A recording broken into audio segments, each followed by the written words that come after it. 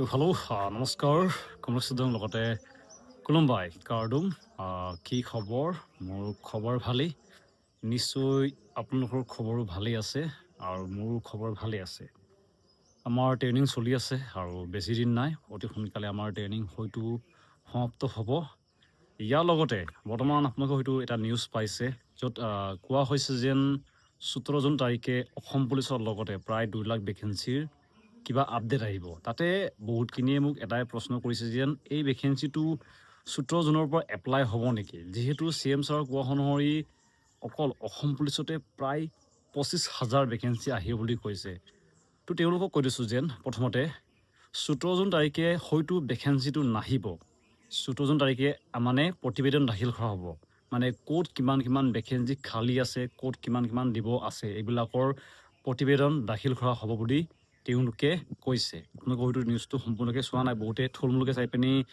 মোক সুধি আছে যেন আচলতে দাদা কি হৈছে নতুন ভেকেঞ্চি 17 জুন তাৰিখে এপ্লাই হ'ব নেকি এনেকৈ বহুতে কৈ আছে লগতে যদিহে 17 জুন তাৰিখে এপ্লাই হয় বহুতৰ কাৰণে এটা ভাল হ'ব যেন কিছুমানৰ বয়স হোৱা নাছিলে যোনটো এপ্লাই হৈছিলে তেতিয়া বয়স হোৱা নোহোৱাৰ কাৰণে এপ্লাই কৰিব নোৱাৰিলে তেওঁলোকৰ কাৰণে হয়তো ভাল হৈ যাব যদিহে ভেকেঞ্চিটো আহে তাৰপিছতে এতিয়া বৰ্তমান বৰষুণৰ বতৰ হয়তো গম পায় আৰু বৰষুণৰ বতৰ হোৱাৰ কাৰণে বহুতে ৰানিং কৰাত অলপ অসুবিধাৰ সন্মুখীন হৈছে তেওঁলোকক ক'ম যেন তোমালোকে বৰষুণ দিয়ক ৰ'দ দিয়ক তোমালোকে ৰানিং কৰিবতো যাব লাগিব লগতে মষ্ট ইম্পৰ্টেণ্ট পঢ়াটো বহুতখিনি গুৰুত্ব দিব লাগিব এতিয়া আমি বৰ্তমান ট্ৰেইনিঙত আছোঁ ট্ৰেইনিঙত থকাত আমি গম পাইছোঁ যেন আপুনি বৰষুণ দিয়ক ৰ'দ দিয়ক একো মেটাৰ নকৰে ট্ৰেইনিং হ'বই আপুনি ফিল্ডলৈ যাবই লাগিব এনেকৈ আপোনাৰ বৰ্তমান কাম হৈছে আপুনি ফিল্ডলৈ যোৱা লগতে কিতাপ পঢ়া আমাৰ কাম ট্ৰেইনিং কৰা ট্ৰেইনিঙত আমি যাবই লাগিব আমি কাৰণ চৰকাৰৰ দৰমহা লৈ আছোঁ এইটো কাৰণে আপোনাৰ মানে আমি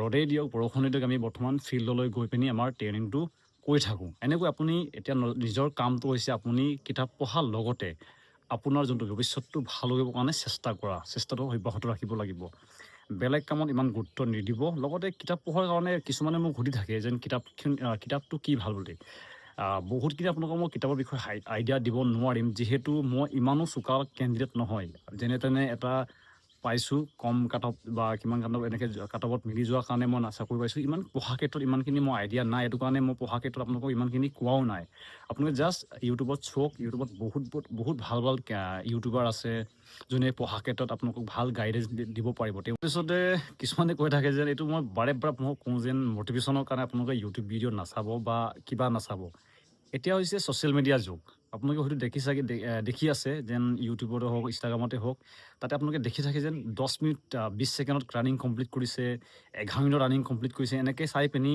বহুতে ডিমটিভেট হৈছে মানে তেওঁলোকে ভাবিছে যেন ইমান ৰানিং কমপ্লিট কৰিছে আমাৰনো টাইমটো আহি যায় 12 মিনিট 40 ছেকেণ্ড মোৰ 13 মিনিট লাগে আমি ক'ত পাত্তা পাম এনেকৈ বহুতে ভাবিছে আৰু আপোনালোকে ইনষ্টাগ্ৰামত দেখি যেন 19 ফুট লং জাম্প মৰা 20 ফুট মৰা লগতে চিন আপটো তেওঁলোকে কিছুমানে মাৰে 22 বাৰ কিছুমানে 20 বাৰ এনেকৈ মাৰে তাৰপিছতে তেওঁলোকে ভয় খাই আছে যেন কিমান ল'ৰা ছোৱালী কেণ্ডিডেটে চিন আপ মাৰিছে যে লং জাম্প মাৰিছে আমিনো ক'ত পাত্তা পাম এনেকৈ বহুতো ভাবি আছে তো তেওঁলোকক ক'ম যেন আপোনালোকক ৰানিংটো এক্সেলেণ্ট মাৰিব নালাগে এক্সেলেণ্ট মাৰোঁতে ইমান সহজো নহয় মই এইটো কোৱা নাই যেন 10 মিনিট 40 ছেকেণ্ডত কমপ্লিট কৰিব নোৱাৰি বুলি মই ক'ব যোৱা নাই পাৰে কিন্তু বহুতখিনি ইউটিউবৰ হওক ইনষ্টাগ্ৰামত ইমানখিনি সঁচা নাথাকে ভিউজটোৰ কাৰণে লগতে আপোনালোকক অলপ লাইক কমেণ্ট পাবৰ কাৰণে বহুতে অলপ বঢ়াইও কয় এইটো কাৰণে ইমানখিনি চিন্তা নকৰিব আপোনালোকে যোৱা বছৰো দেখিছে যেতিয়া আমাৰ ইণ্টাৰভিউ হৈছিলে তেতিয়াও আপোনালোকে বহুতখিনি এনেকুৱা দেখিছিলে যোনে 12 মিনিট 10 ছেকেণ্ড বা কিবা 11 মিনিট 10 ছেকেণ্ড মৰা কেণ্ডিডেট ওলাইছিলে কিন্তু এনেকুৱা নহয় ইয়াত অকল ৰানিংটো ভাল হ'লে নহ'ব ইয়াতো বহুতখিনি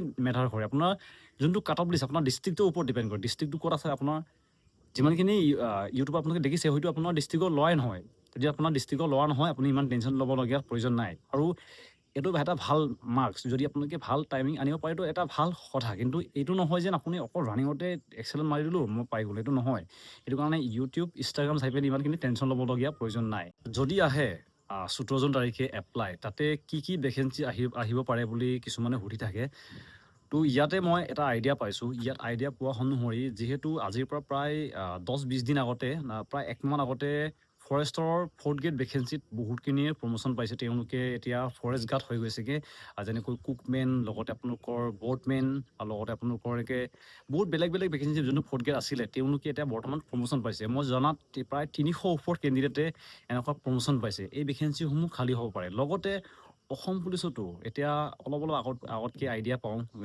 ডিপাৰ্টমেণ্টেলি মানে কি কি চলিছে, ক'ত কিমান ভেকেঞ্চি খালী আছে, কিমান মানুহ লাগে। এতিয়াও বৰ্তমান মই যিমান জানো অসম পুলিচত এতিয়াও বহুতখিনি ষ্ট্ৰেণ্ড কম, মানে মানুহ কম আছে।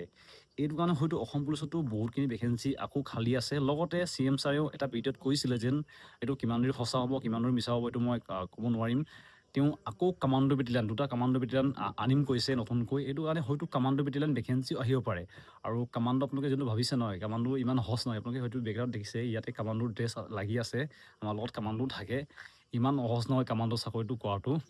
যিমান আপোনালোকে ভাবে যেন মই ইজিলি কামাণ্ডো হৈ যাম, এইটো ইমান সহজ নহয়।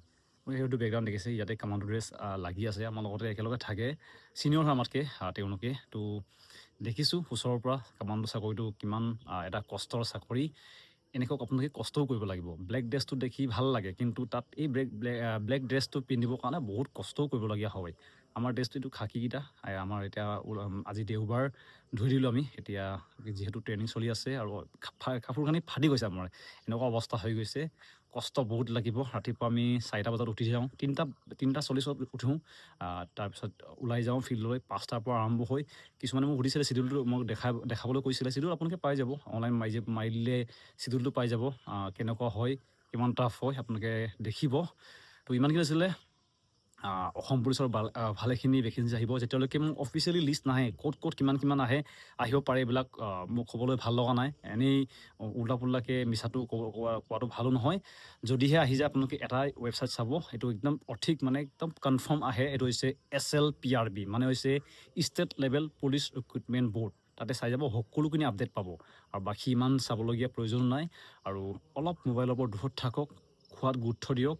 আৰু অহা বছৰ আপোনালোকে কওক যেন মই বহুত কষ্টত পালোঁ। এইটো ক'বলগীয়া নহওক যেন মই অলপ কষ্ট কৰা হ'লে ময়ো পালোঁহেঁতেন। এইটো ক'বলগীয়া নহওক, আপুনি ক'ব পাৰক যেন মই বহুত কষ্টত পাইছোঁ। তো ইমানখিনি আছিলে, ধন্যবাদ।